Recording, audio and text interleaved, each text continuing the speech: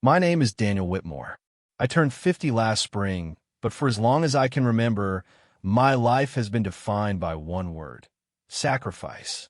Sacrifice for family. Sacrifice for love. Sacrifice for a home that was never truly mine.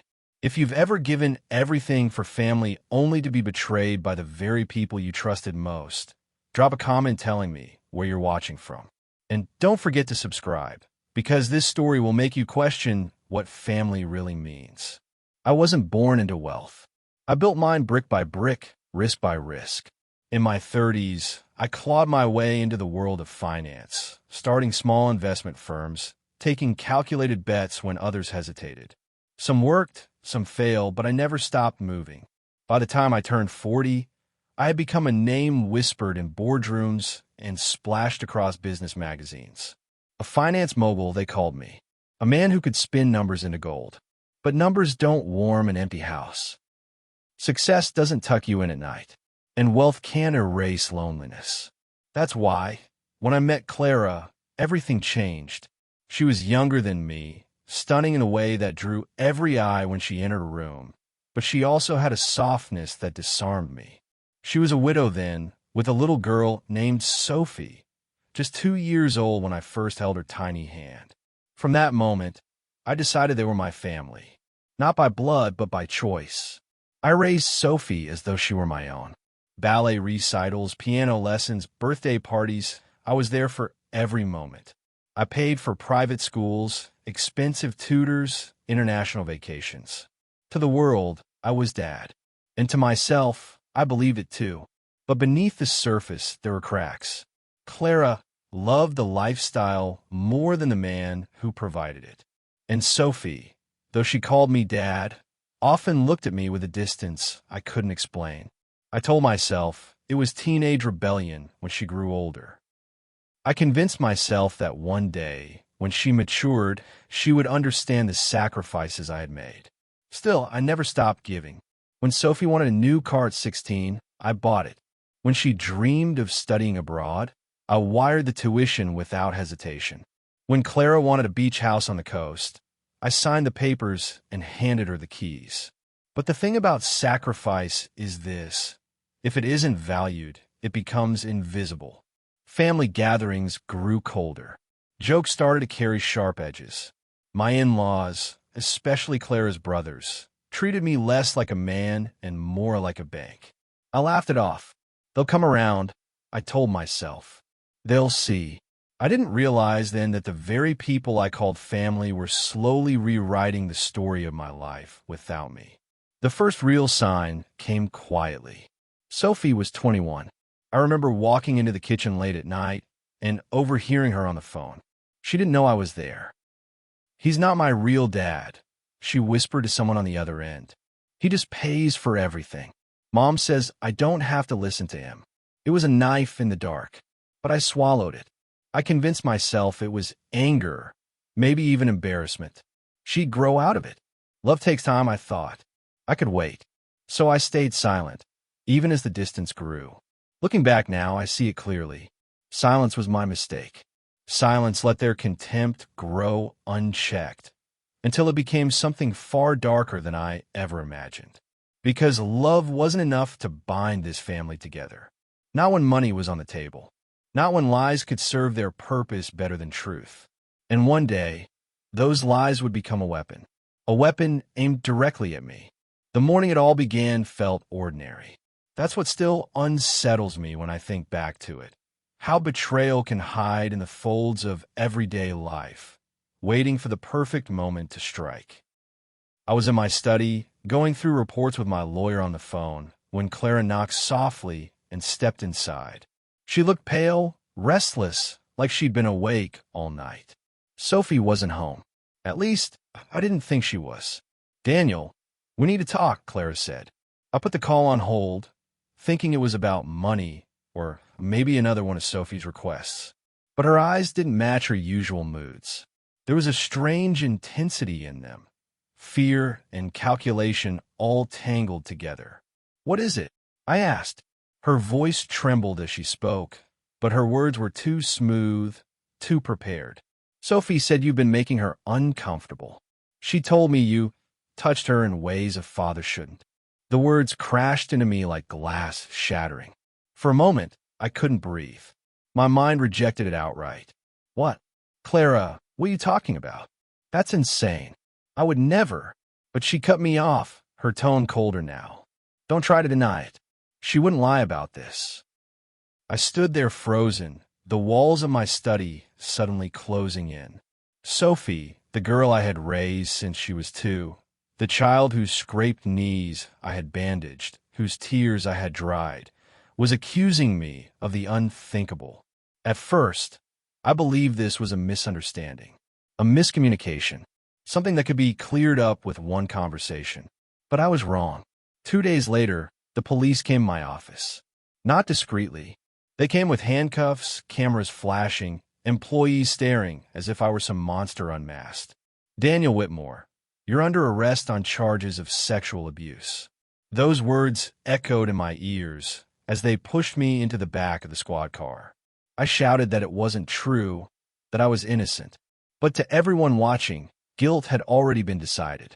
In the days that followed, everything blurred. Interrogations, courtrooms, headlines splashed across newspapers. Finance mogul accused by stepdaughter.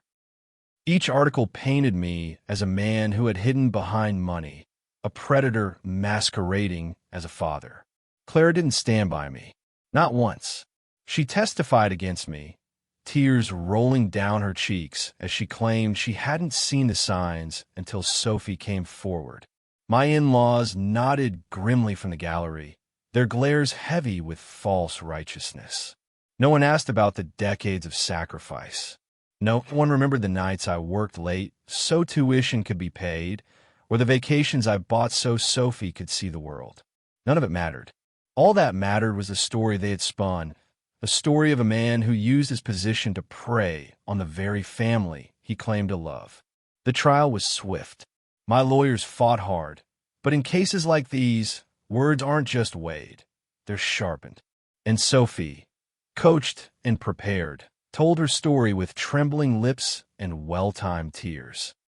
I looked at her from the defendant's chair, searching her eyes for even a flicker of doubt, a trace of the little girl I had once carried on my shoulders. But she never met my gaze.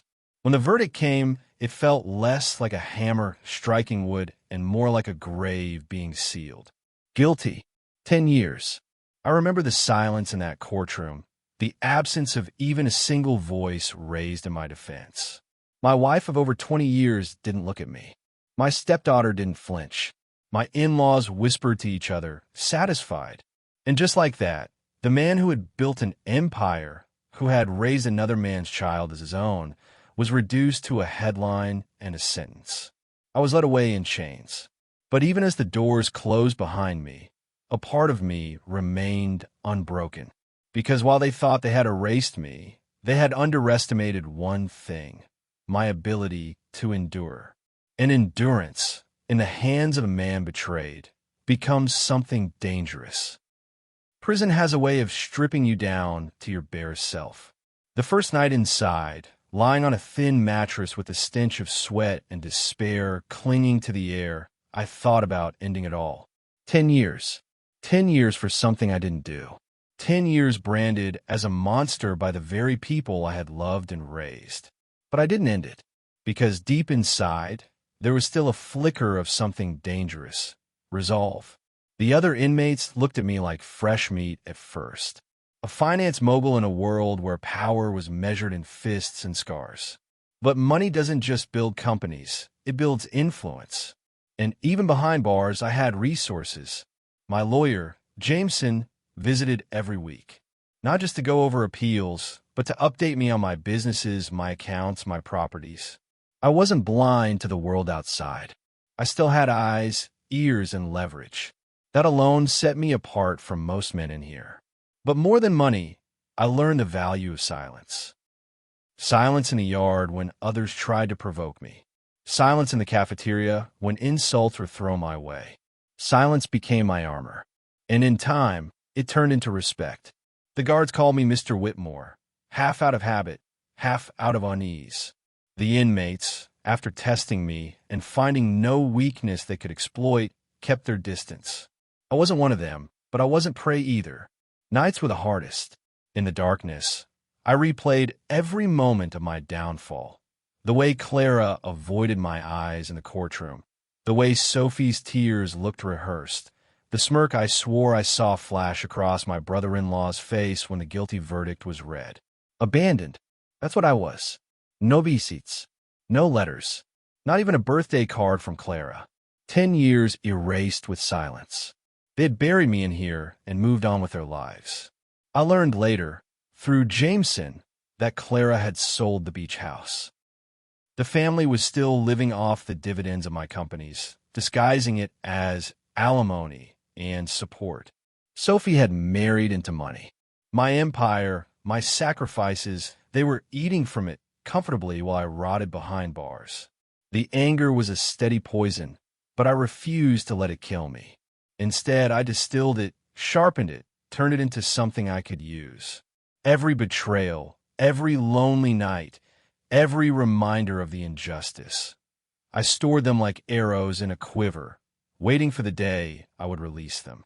Jameson once asked me during a visit, "Do you want revenge, Daniel? Or do you want redemption?" I looked him in the eye and told him the truth. Both, but revenge first. And so I began to plan, slowly, patiently, like I had once planned investments that grew over decades. I built the foundation of a scheme that would make every single one of them regret the day they decided to erase me. Prison had taken my freedom, but it had given me clarity. I didn't need to scream my innocence anymore. I didn't need to beg for love or loyalty that had never been mine. All I needed was time, and time was exactly what I had. Walking out of prison after 10 years felt unreal. The sun was brighter than I remembered, the air sharper. I stood outside the gates with nothing but a duffel bag of state-issued clothes and a silence inside me that was heavier than chains. There was no one waiting. No family car. No wife. No daughter. No brother-in-law with forced politeness. Just Jameson, my lawyer, leaning against a black sedan, his expression carefully neutral. He handed me sunglasses. "You'll need these. The world looks different now." He wasn't wrong. Driving through the city, I saw how much had changed. Towering new buildings, digital billboards, streets buzzing with technology one barely recognized. Yet the biggest change wasn't out there. It was in me. I was no longer the man who went into prison clinging to the idea of family loyalty. That illusion had died in a courtroom 10 years ago. Jameson briefed me on the state of my empire. My name had been scrubbed from the companies, but my structures, those carefully laid investments and trusts, were still intact. While Clara lived lavishly, thinking she had full control, I had ensured that the deepest layers of ownership remained untouchable. She had spent a decade living off dividends, believing I was gone. But she had no idea that the ground beneath her feet was mine, and I had only just returned to claim it. I didn't go home. Not yet. The thought of walking into the mansion where my stepdaughter had destroyed me was unbearable. Instead, I checked into a modest hotel under a different name. I needed time, space, and quiet to observe.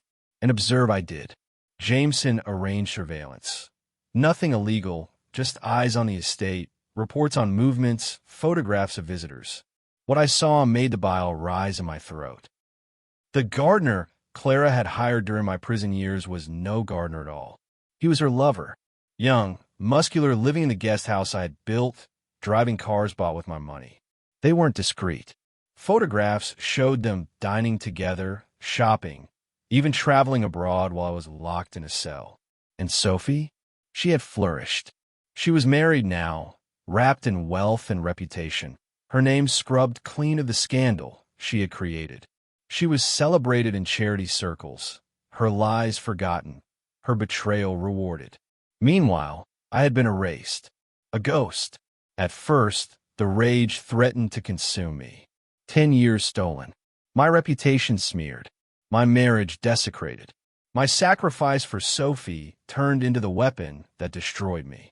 But I didn't lash out. Not yet. I watched. I listened. I cataloged every detail, every financial move, every indulgence. Revenge is not about striking fast. It is about striking when your enemy believes they are safest. Clara thought she had buried me. Sophie thought she had silenced me. The in-laws thought they had won, but they had no idea. I was free. I was patient, and I had nothing left to lose. Revenge isn't fire. Fire burns hot, flares bright, and dies out quickly. Real revenge is ice cold, slow, deliberate. It seeps into the cracks of your enemy's lives until everything shatters under the weight of silence. That's how I moved. That's how I made them pay. For months, I said nothing. I didn't confront Clara. I didn't storm into the house that once bore my name. I didn't send Sophie a single message. Instead, I let them keep living in comfort, unaware that the ground beneath them was already melting away. I started with the businesses. My holdings were layered under trusts and offshore accounts, invisible to the untrained eye. But I had built them, and I knew every seam, every hidden lock. Quietly, I redirected dividends, shut down credit lines, and reassigned key assets to new entities controlled only by me. Clara didn't notice at first. She thought the market was volatile, that it was just a bad quarter. By the third quarter, her cards began to decline. By the fourth, her beloved gardener was pawning jewelry just to keep up appearances. Then came Sophie, the society darling, the perfect wife in the perfect suburban home. I had kept every record of her false testimony, every inconsistency, every scrap of evidence Jameson and I uncovered after my conviction. We leaked it, not all at once, but in whispers. A journalist here, a blogger there, a hint to her in-laws who had invested their name into her spotless image. Within weeks, the rumors turned into headlines. Within months, her husband filed for divorce. She tried to spin it, but the public is merciless when it smells blood. Clara's world collapsed more slowly, but more painfully. She had hidden her lover in plain sight for years, propped up by the money she thought she controlled. Without the flow of cash, the lifestyle crumbled. The trips stopped. The parties dried up. The cars were repossessed. Eventually, even my mansion, was gone. Sold at auction, its contents scattered like ashes. I never confronted them. Not once. When Clara tried to call, I let it ring. When Sophie sent desperate letters, I burned them unread. My silence was the loudest answer I could give. And when I finally stood outside what used to be my home, watching strangers carrying boxes, I didn't feel anger. I didn't even feel joy. I felt something colder, sharper. Closure. They had taken my freedom. They had erased me. But in the end, I erased them. If this story struck you, remember this. The coldest revenge isn't in shouting or fighting. It's in silence, in patience, in walking away while everything they built on your back crumbles. Drop your thoughts in the comments. Tap like if you believe betrayal deserves consequences. And don't forget to subscribe, because the next story will leave you stunned.